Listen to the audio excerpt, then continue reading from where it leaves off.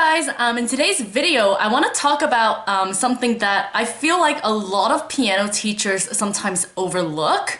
Obviously I'm not trying to say that all piano teachers forget about this, but in my experience sometimes piano teachers can kind of overlook something that's actually super important for piano players and anyone who's trying to learn how to play the piano, and that is good technique. If you think about like working out, for example, we know that it is very important to work out using the correct form, because if you don't, you can sustain some very serious injuries, and we just want to prevent that in the first place.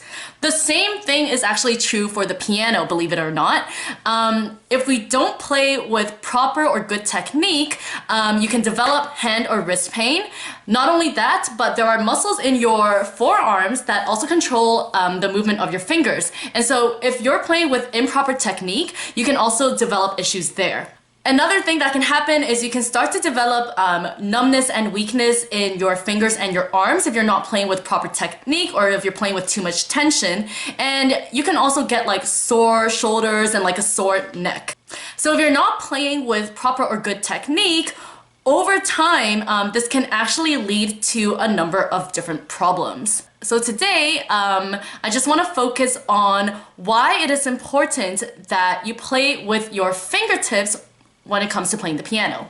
First of all, when your fingers are straight, you can clearly see that each of them are a different length from each other, right? But when you're curving them, you effectively make them all the same length. Versus like this, you can see my middle finger is like longer than everything else. But when it's curved, you effectively make them all the same length.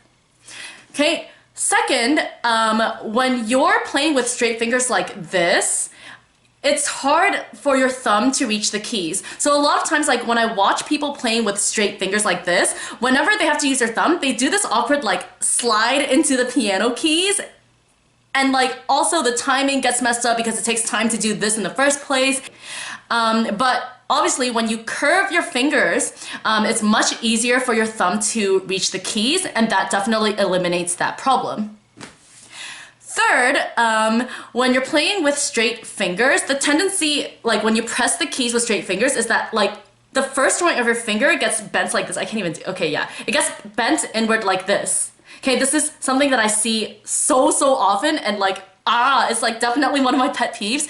You don't want your finger to bend in like this, okay? It should stay curved outwards like that, because when you do this, it actually lessens your control over the keys. Whereas when you curve your fingers and play properly with your fingertips like this, it gives you a lot more control over the keys.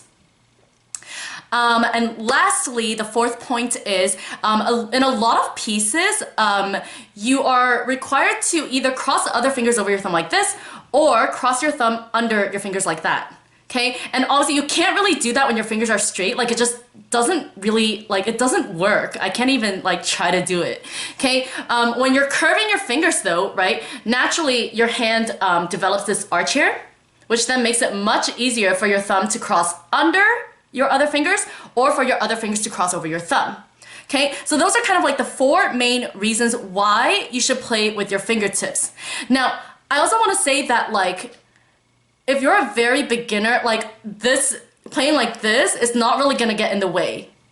But if you get to a more advanced level and the pieces become more technically demanding, physically you won't even be able to play them properly.